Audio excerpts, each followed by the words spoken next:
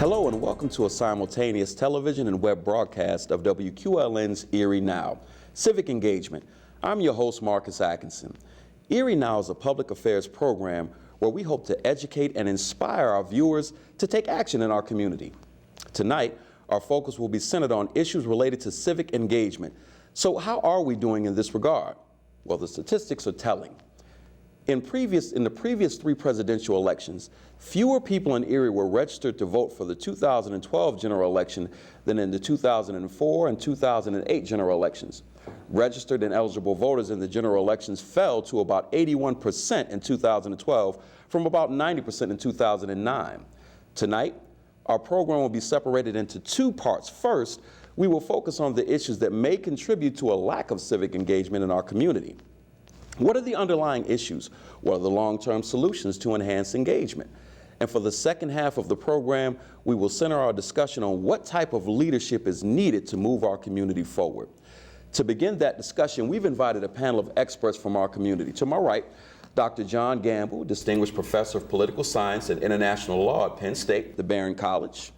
Directly next to me, the City of Erie Councilman Curtis Jones Jr., and far left to our journalist, Kevin Flowers, government reporter for the Erie Times News. And to my direct left, Mr. Jeff Penske, former news editor of the Erie Morning News and retired associate director of public relations and marketing at Edinboro University of Pennsylvania.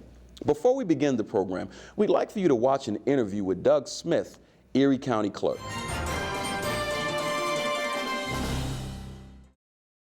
To make an informed choice, you've got to get information. So, that puts some responsibility and onus on all of us to do that. I would say an informed person is someone that, at least either online or over the air catches a few newscasts every week at least. We all have to rely on third parties quite often to sort of filter things for us, and then you get into all those other questions about who you're listening to and how it's being stated, and that all gets pretty, it certainly can change the way messages are received by potential voters. Today, we have far more access to information than ever before, I would say probably in the history of the whole world. There really should be no reason why, somebody can't find out about an issue.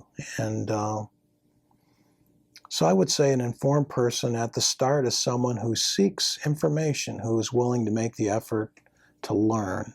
For someone not to be informed and to let all that happen, for me, I find that difficult to understand because, this is our community. So, if we want things to change for the better, if we want to put good leaders in those chairs, one has to become involved. Jeff, from your experience, give us a snapshot of civic engagement in Erie, kind of then and now. Okay, then and now. I like being the senior person on this panel. I don't think I'm too offended by that, Marcus. But to say it was different, it wasn't that much different 30, 40, 50 years ago when we voted. There was probably 120,000 registered voters in Erie County. And every 4 years around election time, it would go up to maybe 130,000, 128,000, 130,000 or so, and then it would drop down again. But I think there was a different atmosphere for people who did vote. When you had to get up into 40, 50, 60%, and even higher than that for presidential elections. When I grew up, you couldn't vote until you were 21. But what I saw was my parents. They went out and they voted every single election. I heard them around the kitchen table talk about the different issues and the different candidates, even if they voted for different candidates. And then they went out and they voted themselves. So I knew when I was 21 years old, I was expected to go out there and vote. And since I was 21, I never missed an election. Sometimes it was difficult. Sometimes it was boring. I didn't know some of the candidates. I tried to educate myself on who the candidates were, but I knew that I had an obligation, not a civic obligation, even a moral obligation to exercise my franchise, which people before me fought so hard for. Mm-hmm. It's different today. Okay, when you compare the two today, there is that lack of civic engagement because people don't seem as interested any longer. Whether Kevin Flowers here or John Guerrero are writing stories on the election every single day, or on the broadcast stations that we have here locally, and we have great coverage of the election every single day that are there. There's no reason why people can't be informed, make informed choices, and get out there that once or twice a year and cast their ballots. Kevin, what do you say to that? I think that there is a disconnect, and I think there's an apathy there that to me is connected to the way people live today in a lot of ways. It's more fast-paced. People are concerned with kind of their own little corner of the world sometimes, and I think that feeds into this. And also, sometimes you can have a situation where people are so concerned about making ends meet, or their own children, or their jobs, or other things like that, where they don't take that 500-foot view on civic engagement, which is one of the reasons why I feel like we as journalists have a responsibility to put that into context and put that information out there. One thing that Doug said in that video that's kind of striking is, yes, there is more information out there than ever before, but the flip side of that is there's more misinformation out there than ever before too with the internet. And some people are trying to navigate their way through issues which they really don't understand, even if they really want to understand them, which is another reason why it's imperative on us to put that into perspective for people. So from the perspective you're coming from, you're actively out there trying to get people engaged. You're from the political side of it. Right. What are your findings? No, I mean, I agree. The world we live in is much different. Again, to reference the interview, not only is there more information, there's more opportunity for other things in the world. People are distracted more than we've ever been. So, I'll be 40 in a couple months. When I was coming up, there were less options. You had less TV channels. You had less, the cartoons were different. I mean, it was a different world. And so civic involvement, what was going on in the homes, was much more of a focus of community, in my opinion. And so now with so many options, I think it's a diluted understanding of what civic engagement means and how each of us have a responsibility to be involved. As an elected official,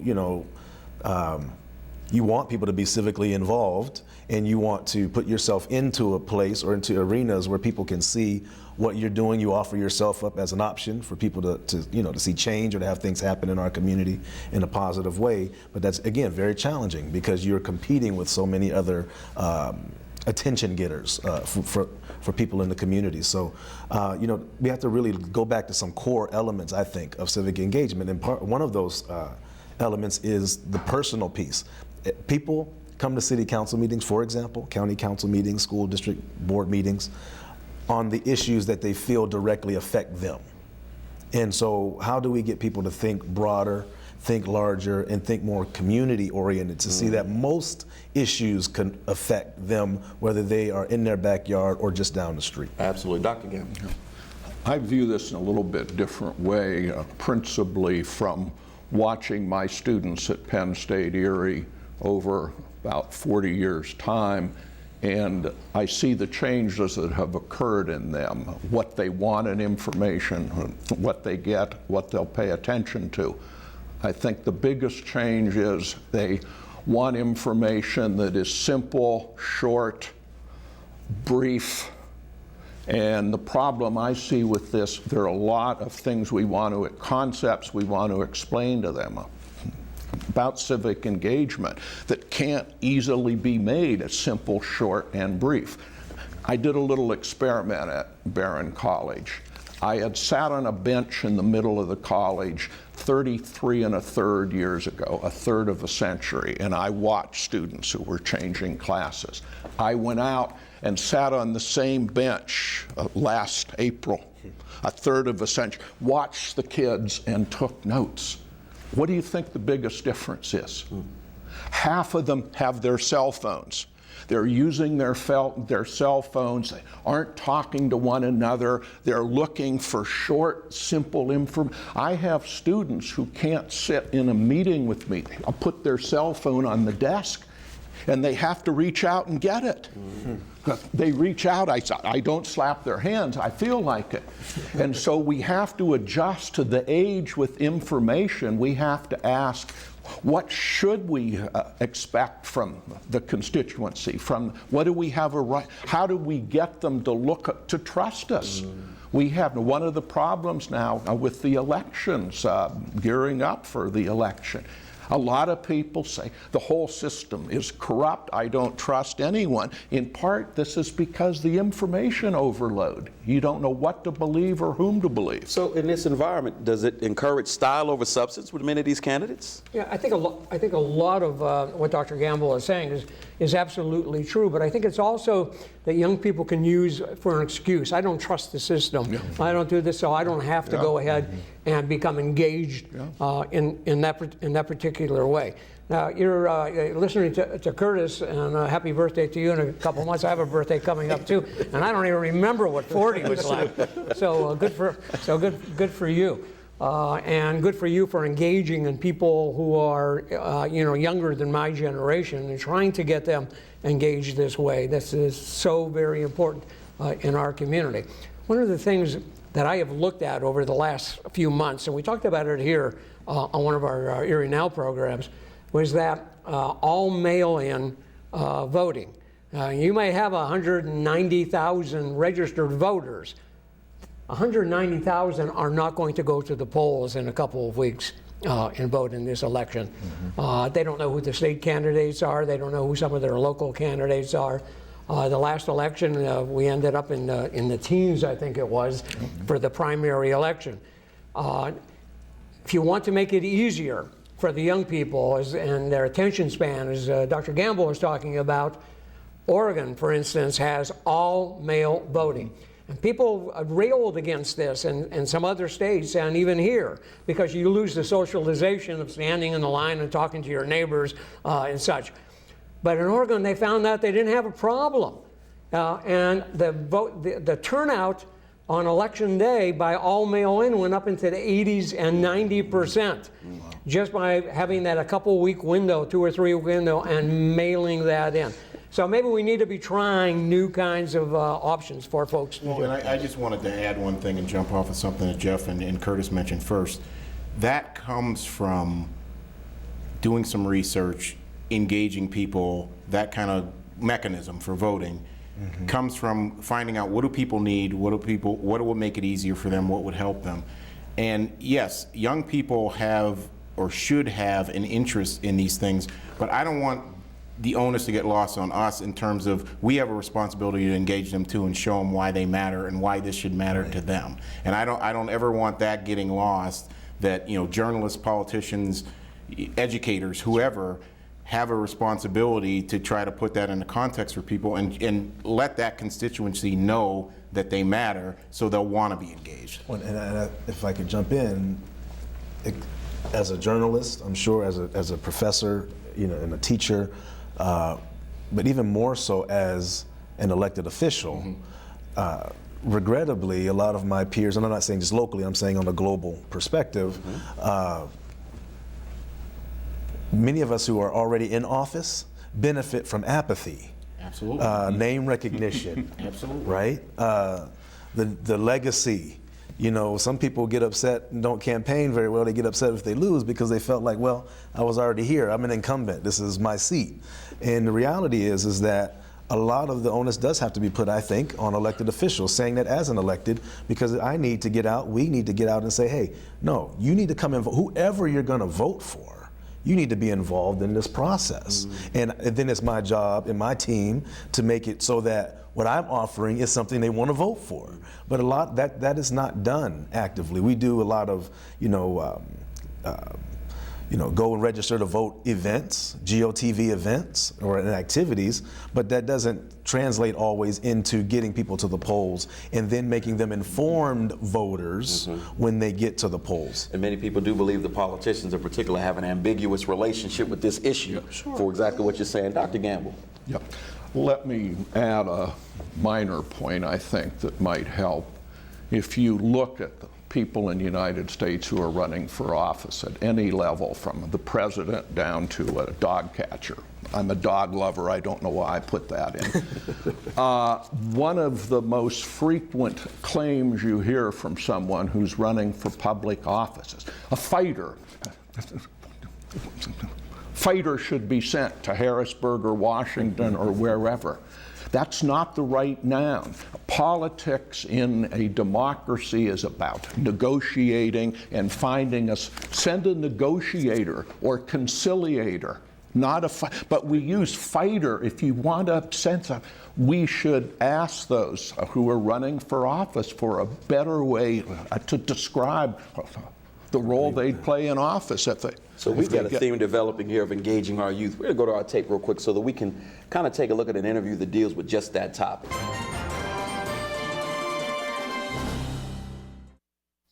One of the ways that the status quo remains as it is due to, there's several reasons. First of all, an apathetic electorate that just doesn't care.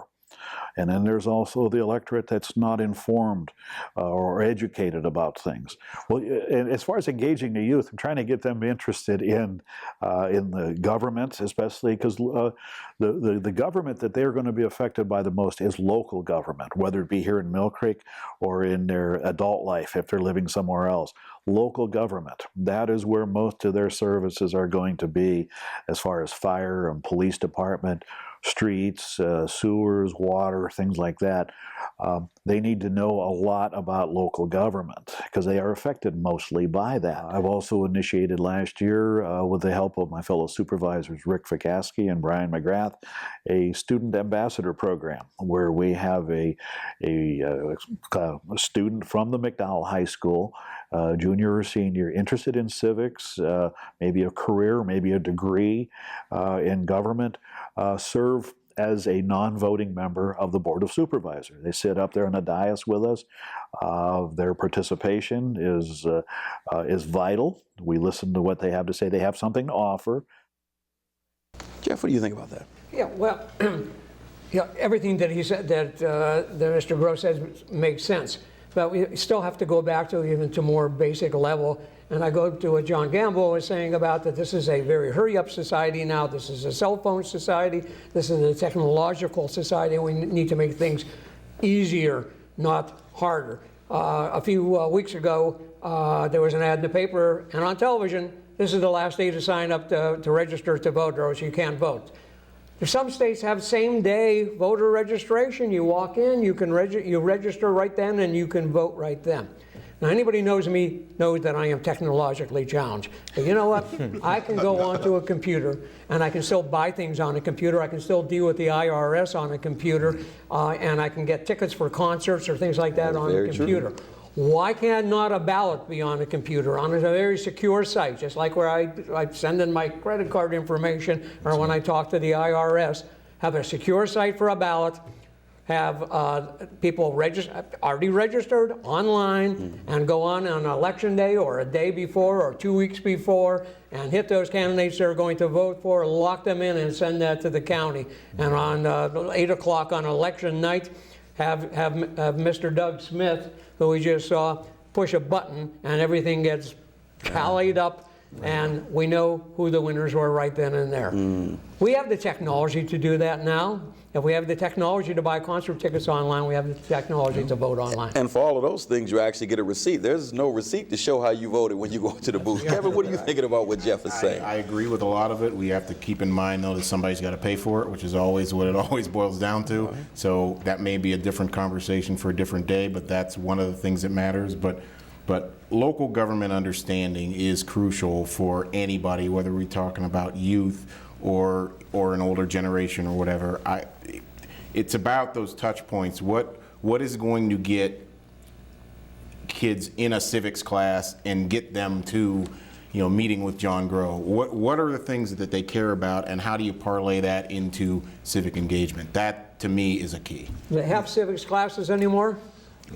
Do they have in junior high school or high school? Do they have a class called civics? Well, it's a good question, and there are still. I know that 2 of my 3 kids at Collegiate Academy, they have classes that are world history or those kind of things. I don't know if they're being taught civics, but those are the types of things that open the door for interest. Absolutely. And then when you get that interest, then maybe, like I said, maybe kids go meet with John Grow, maybe they meet with someone else, they meet with Curtis.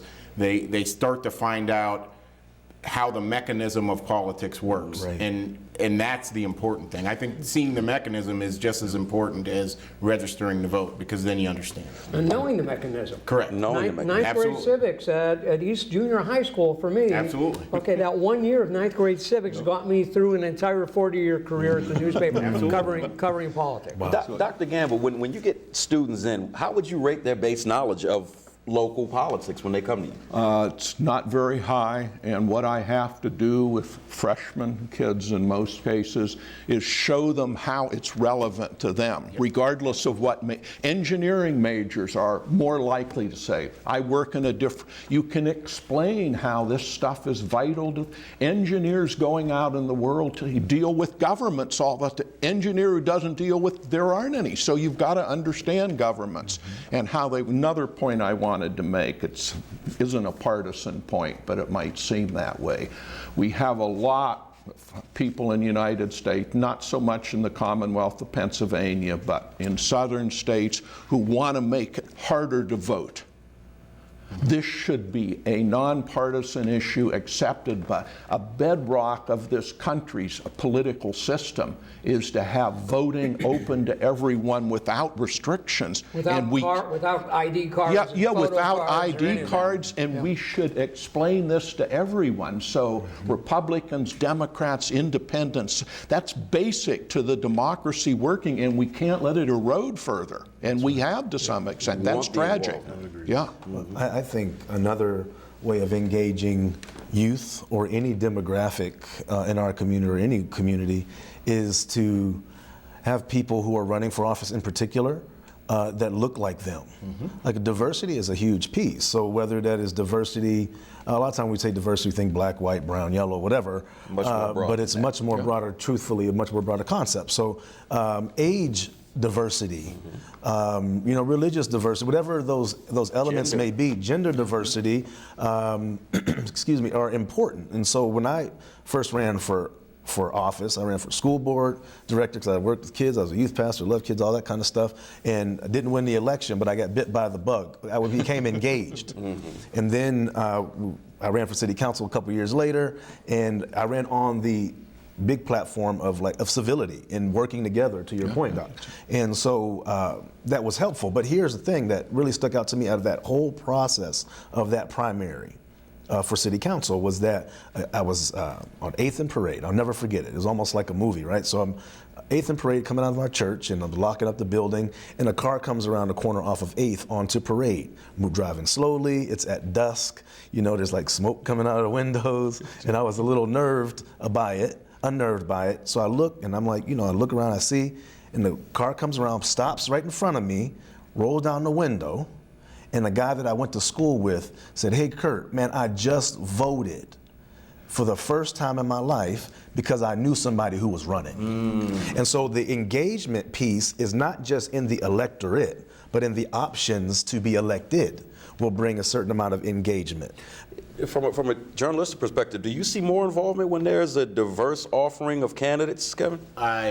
In general, a lot of times, yes, but the individual candidate also has to kind of come correct and be about something that Of substance. people gravitate towards.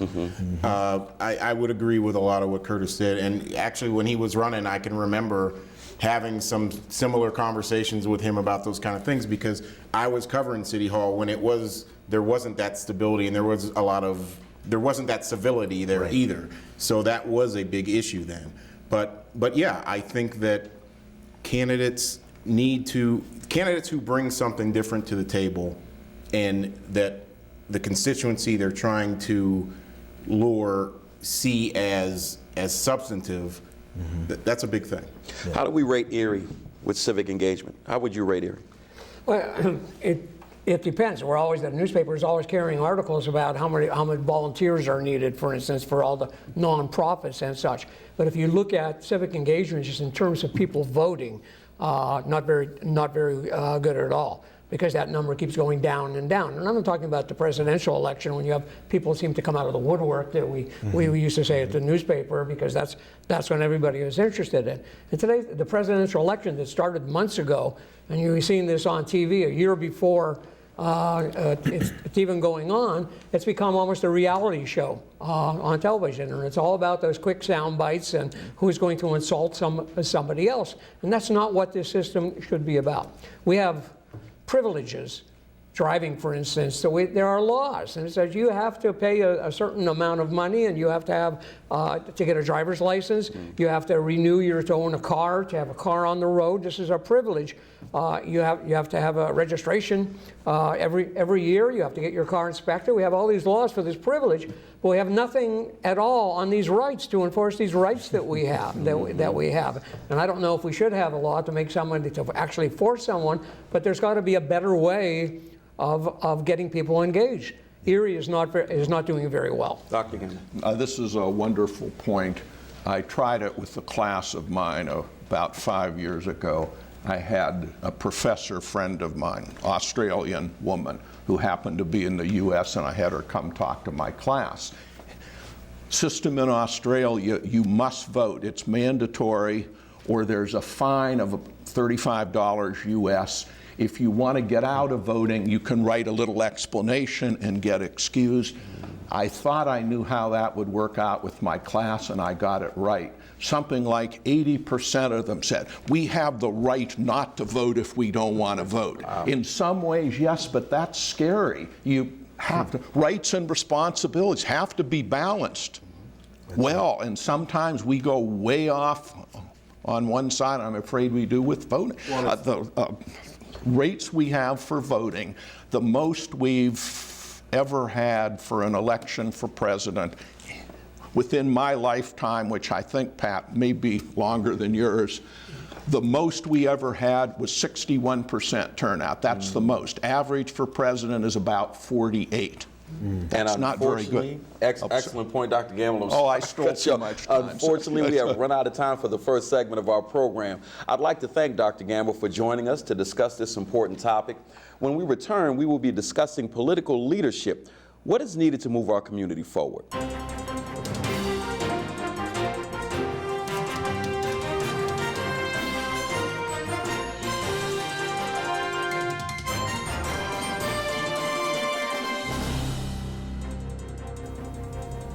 Welcome back to the second half of our simultaneous television and web broadcast of WQLN's Erie Now, Civic Engagement. I'm your host, Marcus Atkinson. Joining us for the second half of our program is Corey Valancourt, author of the new book, Lou Tullio, A Real Erie Guide, which is being billed as the most comprehensive book to date on Erie, Pennsylvania's six-term mayor, Louis J. Tullio. Corey, we're talking about leadership in Erie. You can't talk about leadership from a local standpoint without somebody mentioning Lou Tullio. He's the icon of Erie. That's right, Marcus. What were some of your findings in this book? Well, it was interesting. In writing the book, I interviewed more than a dozen of Lou's contemporaries, people that worked with, for, and against him. And I asked them all the same question. I said, give me one word, sum up Lou Tullio in one word. And to a person, every single one of them said leadership. Lou was a guy that got things done. Whether or not you agreed with the things he did is another matter entirely, but he wasn't one to sit around and wait for phone calls or paperwork. He went out there and did what had to be done, and I think the region owes him a debt of gratitude for that. Jeff. I know, historical perspective. You know his story, Jeff. I had to go to you next. All right, for my first 24 years of my career at the newspaper, Lou Tullio was the only mayor that I ever knew. So that was a real experience. Lou had a way of dealing with people in a gregarious, big city mayor kind of way, sort of like Mayor Daley out of Chicago. And maybe he was the last of that kind of a gregarious mayor. To get things done, and he wanted to get things done, okay, he knew that he had to get people on his side. If someone was against Lou Tullio, he did everything, even if it took years to get that person on his side and to go along with him.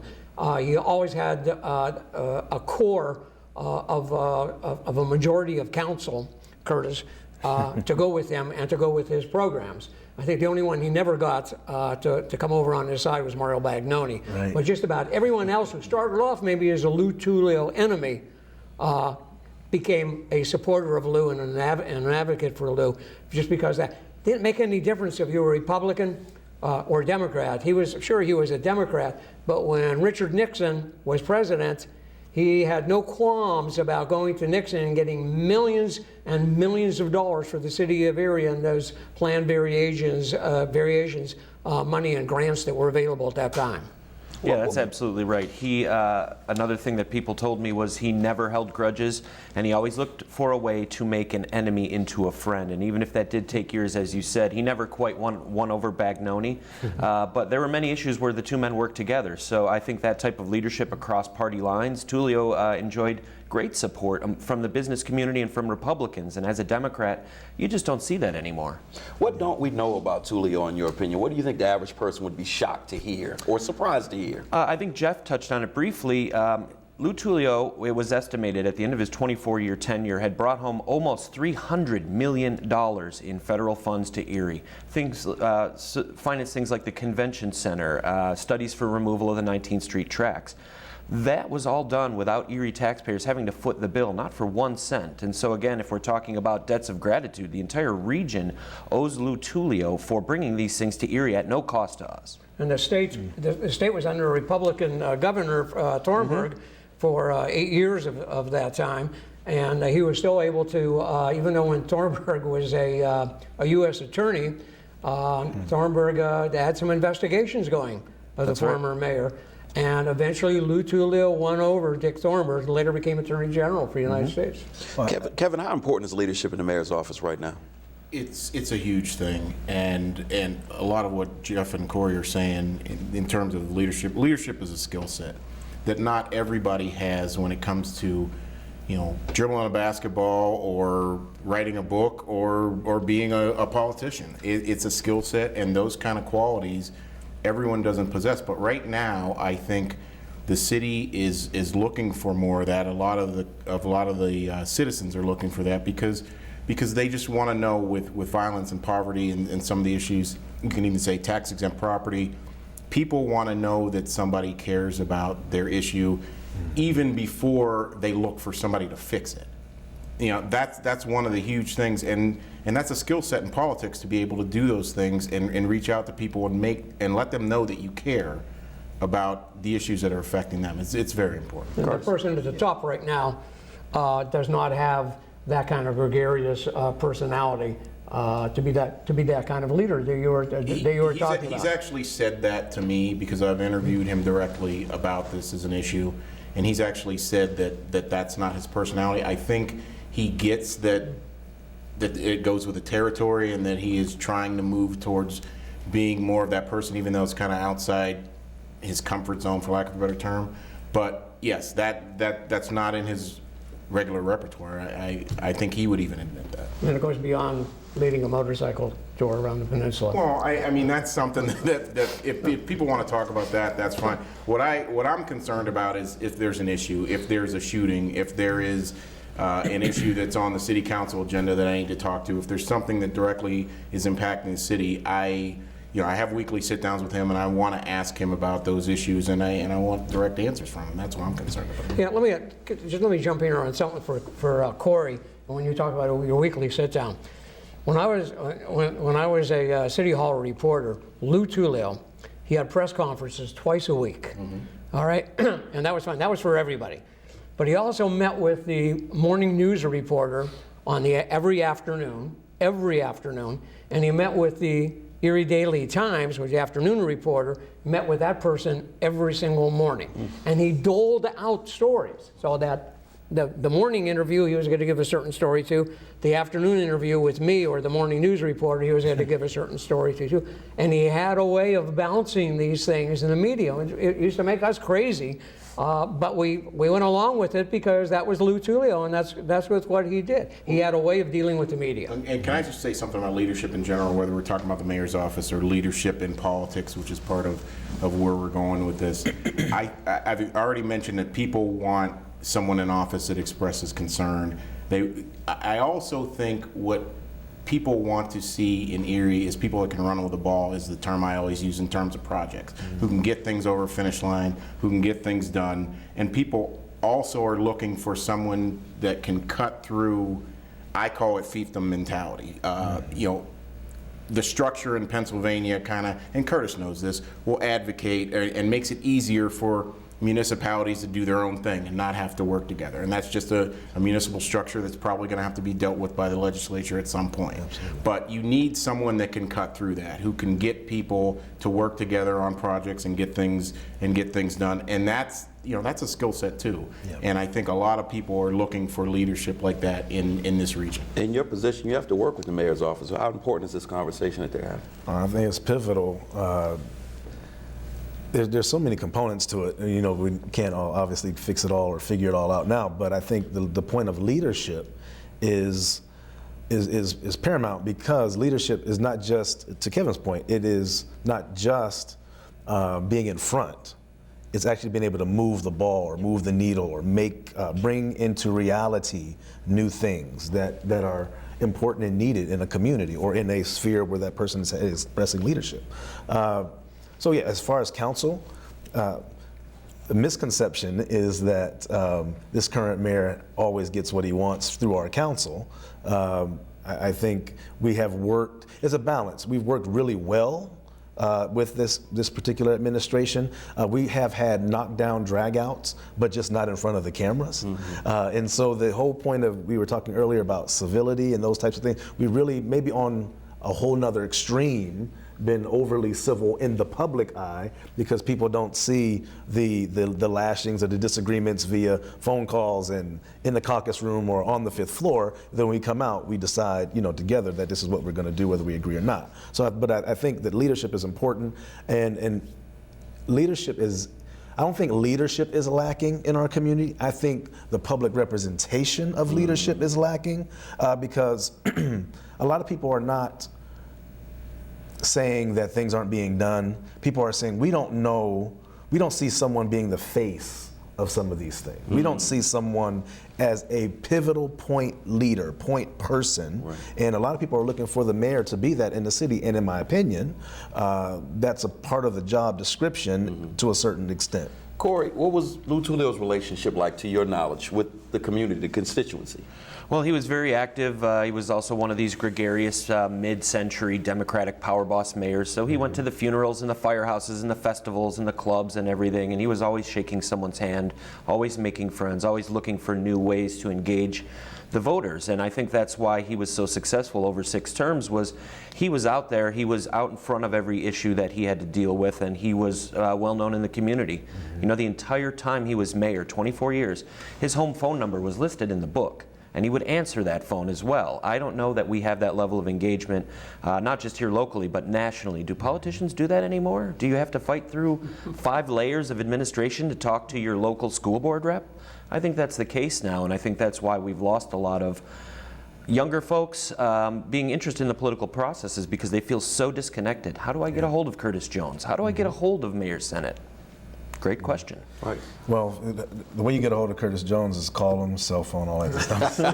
But I think, to your point, though, the civic engagement piece suffers because of this lack of maybe upfront, direct interaction from an administrative or executive position. I think is really important. Being a bit of trying to be a student of Erie history and ask the questions about people who have served in places I want to serve in or currently serve in. Mayor Tullio saying things, just walking around with 4 fingers up. I just need 4 votes from 4 of the 7 council members. And so he was great. I think the time is different than his time. There's certain things that Mayor Tullio could do from when I say this in a respectful way, from a bully pulpit, literally bully pulpit, but you couldn't do that today. Right. The world's different, the expectation is different, the allotment for that, or the freedom to do that is different, but what is universal and I think time transcendent is the relationship building. And that's the piece. The spigot from Harrisburg and DC. From exactly, on a state and federal, national level, Mayor Tullio had relationships. Mm-hmm. And then all the way to hey, call me because they didn't pick up your garbage? What? Hold on, I'll call you back. So those types of things are important. That's absolutely true. And I've been in events, and he would come up to me at an event, put his arm around me like he was my good friend or something, and he would say, "Well, what's that person's name over there?" Well, what's their wife's name? How many kids do they have? And the next thing I knew, he was slapping the person on the back, calling them by their first name, asking how their wife was doing, asking how their kids were doing, and saying their kids' name.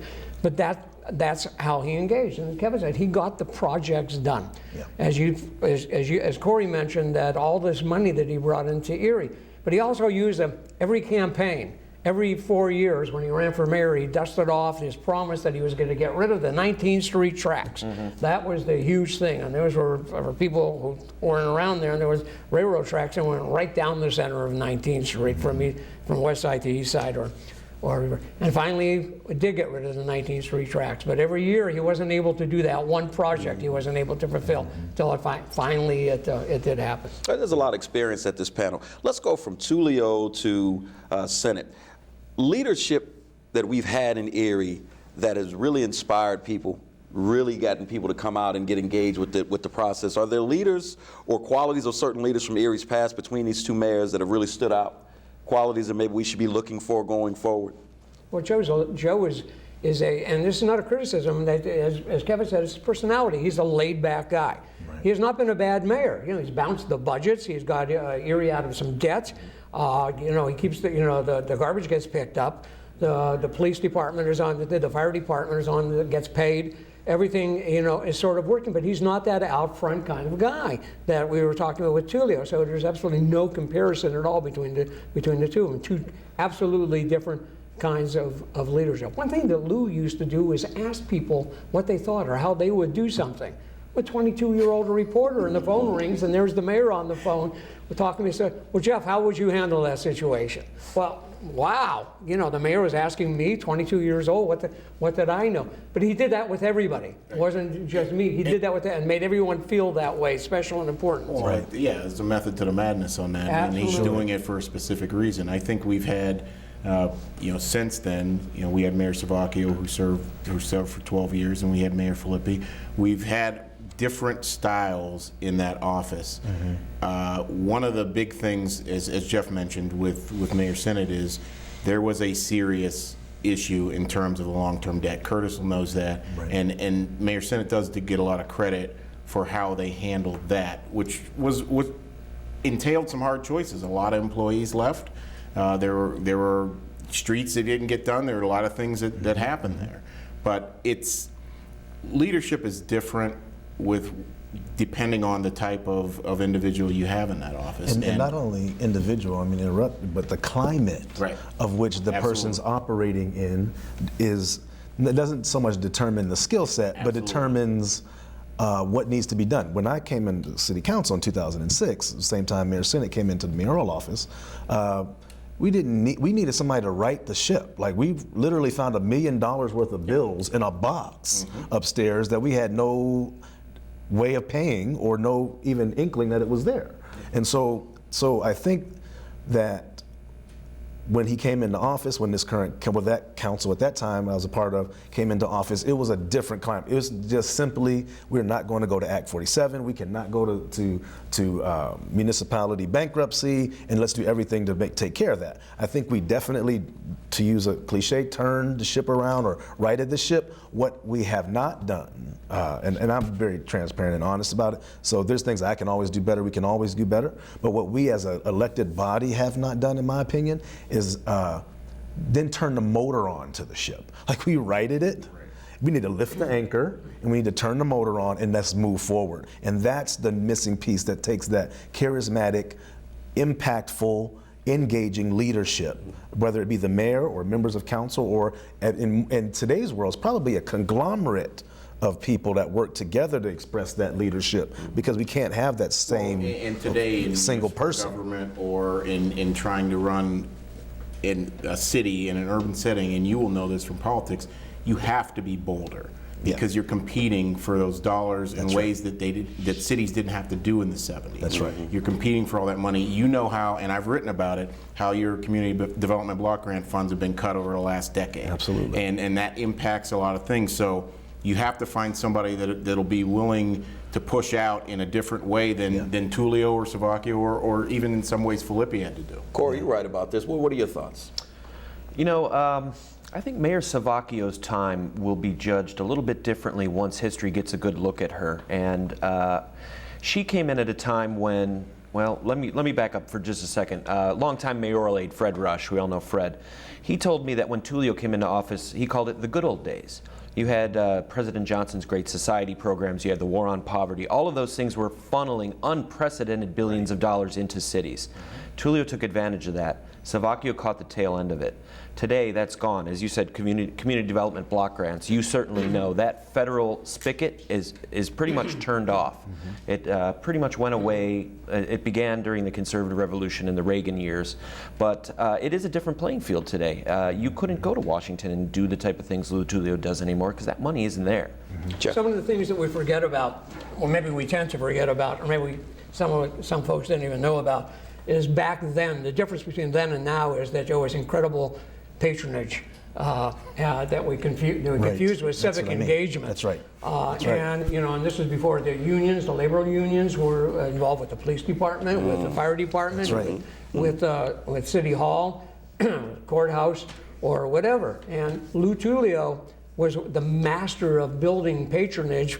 Going back to his days as Secretary Business Manager with the Erie School District. And this is where he built his base up because there was a dual administration back then. And you tell people what a dual administration is today, they say, what are you talking about? There was a superintendent who handled all the education, but the Secretary Business Manager handled all the hiring for the entire school district, and there was almost every one of those jobs. I'm sure there were very capable teachers. My teachers were capable, but you really had to know somebody in a lot of cases. Same thing transferred over to City Hall when he got there too. He took a lot of those patronage positions with him that don't exist anymore. Right. And extension of the ward politics, which was huge back then. Yep. Right, and I think too, if I could, real quick, I think the next, something that makes leadership a legacy of leadership, and is who are we passing mantles to?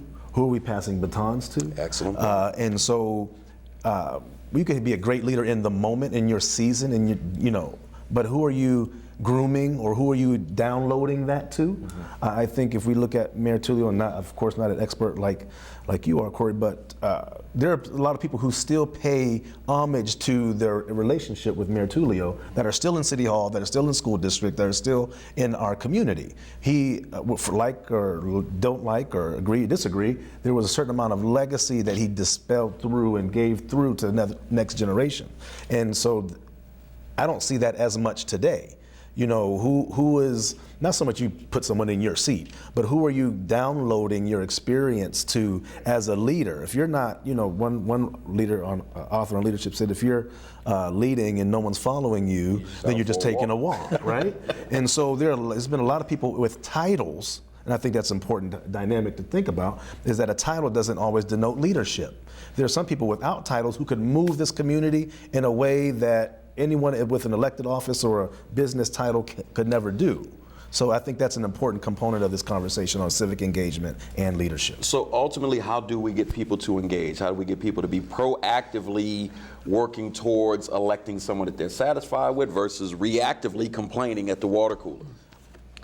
If I could just throw out, stop looking for somebody to run for the right office. Look for someone to lead the community, and that organically can happen, I think. I get again, being in politics as an elected, I get the system in the process. You got to groom and get to that position. But I think that's why we've gotten what we've gotten in certain areas. People who come out who present well, but maybe don't represent a group or a constituency effectively, but present well, can win. When I was running, there was people that said, "Oh, you're a handsome guy, so we voted for you because we didn't really know who you were, but we thought you speak well and you're handsome." Thanks, but that's what it was. Literally, I had those conversations. But I think our most effective leadership will come from people who are organically grown and not like these Manchurian candidate type people. Corey, how do we get them involved? Well, I think Curtis really hit it on the head, except for one point. He said, you're looking around trying to find someone for run. Stop looking around and run.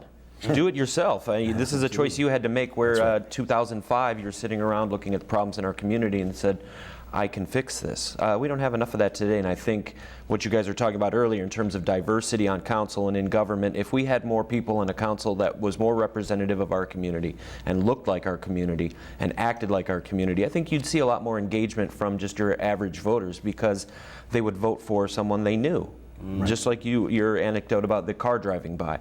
When is city council going to look like the rest of Erie? I don't know. That's a great question. But when it does, people will respond. Maybe city council should get elected by districts the way county council does, to further that, make that person more accountable to those particular districts. You still represent the whole city, but you would get elected by wards or by district. The wards are not the same size, so you could not get elected by wards. But one of the most difficult things is it takes a lot of guts to get out there and run for office. And I give people like Curtis and anyone else who stands for public office a lot of credit, because you're putting yourself up there, and whether people are going to look at you through a microscope, and every little flaw or wart that you might have, not Curtis because he's a handsome guy. No warts. but every flaw that you have is going to be magnified much more than it is, and people don't want to do that. People don't want to put up, why should they do this? And you have these business leaders or some really competent people out there who are saying, why should I have to put up with this? Why do I need this? We need to do something to make it easier and more palatable for those kind of people that you talked about to run. Kevin. Yeah, I would agree with what Jeff said. I think that we need to get people who we know can move the ball interested. Now, it might be the million-dollar question, and I might not have the ultimate answer on how to do that, but there are people in this community who behind the scenes are making a lot of things happen and have been for years. Whether they're willing to run for office, I don't know. Maybe how do you make it a more palatable landscape for them? That's a question that I don't have the answer to. Yeah. All right. And finally, the book that you wrote, how has it been received? I know there's a lot of buzz about it. It's been received very well. I'm lucky to say that most of the people that have read it, who were there at the time, agree with how everything was presented, and that was my biggest challenge, was telling people how it was. However, they lived through it. I mean, that's a lot of pressure to have someone come to you and say, well, that's not how it was at all. So I was lucky in doing my research that I had access to a lot of great sources, a lot of great people, and I haven't heard a complaint or a specific flaw yet. So let's hope it stays that way. We heard a lot of talk about the youth. Is there a goal to kind of push into some of the colleges, universities, high schools even, with the conversation about Mayor Tullio? Absolutely, because it's part of a larger conversation, Marcus. It's a conversation about local and regional government that doesn't just center on Lou Tullio as a person, but centers on the history of Erie over the last half a century. What have we done? Has it worked? Has it not worked? Should we try it again? The Transitway Mall is a great example. It didn't work. If you didn't know about that, that might be something you come up with in 10 years and say, we should turn downtown into a pedestrian mall. Well, if you don't know where you're coming from, you don't know where you're going. And if you don't know your history, you can never know your future. So I think pushing it out into schools for students and for future mayors, future city council persons, there's some important lessons in there. Lou did a lot of things, both good and bad, and I hope that everybody in Erie can take note of that because it's important. Yeah. What are your thoughts on that, Jim? Yeah, no, what Corey is saying comes from that insight that you get from talking to so many of those people that you were able to interview and find out about Lou Tullio. And I'm sorry to admit that I haven't read the book yet, but I certainly will.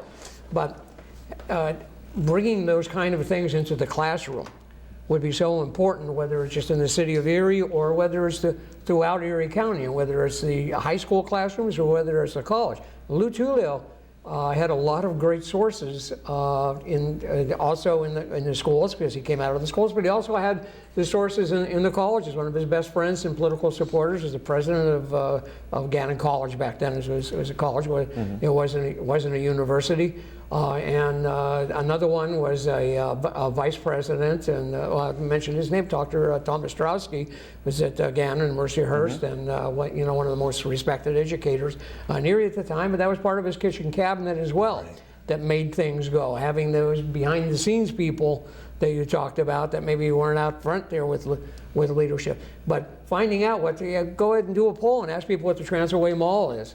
Right. Can you say, what is that? I've never heard of that. It was a serpentine two-lane street that went between 10th and 6th Street on State Street, and literally almost caused the city to collapse in itself. But it was an effort that Lou Tullio wanted to try because he saw that the mall in Mill Creek was taking all the retail business off of State Street and out of downtown here. And at least it was something that he tried. It was a failure, but it was something that he was out there willing to risk and to try.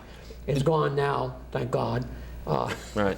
Kevin, how important is this conversation to the health and vitality of our city? I think it's very important because what we're doing is, there's institutional knowledge involved in the conversation, there's perspective, there's, how do I want to say this, invitation to get involved, there's all of that, and this is the kind of thing that provides context for people. Absolutely. And hopefully some people could see this or view it online or whatever and decide to get engaged and decide to get involved. Mm-hmm. Well, I think your idea about county council, breaking it down like county council, was interesting, Jeff.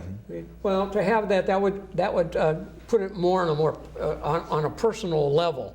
That whether in Curtis's neighborhood or whatever the other council person's neighborhood it is that you are campaigning in, and you have that one-on-one relationship with your constituents, would make that a lot easier. Just like we do our justices of the peace, our district magistrates.